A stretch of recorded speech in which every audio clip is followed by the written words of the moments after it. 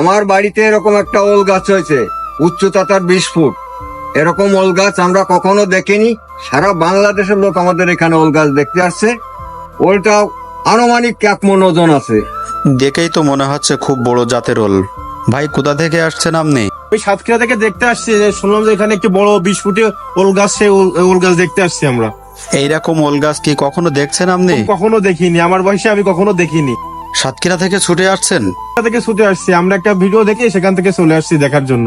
আরো বিভিন্ন জায়গাতে অনেক মানুষ আসছে দেখতে। এখানে গতকালকেও দিনাদের থেকে আছে, চিত্র জগতে সারা বাংলাদেশ থেকে আসছে? বাংলাদেশের লোক এখানে আসে। আমাদের এই ওল গাছটা 15 থেকে 20 ফুট উচ্চতা। আমাদের এরকম ওল গাছ আমরা কোথাও দেখিনি।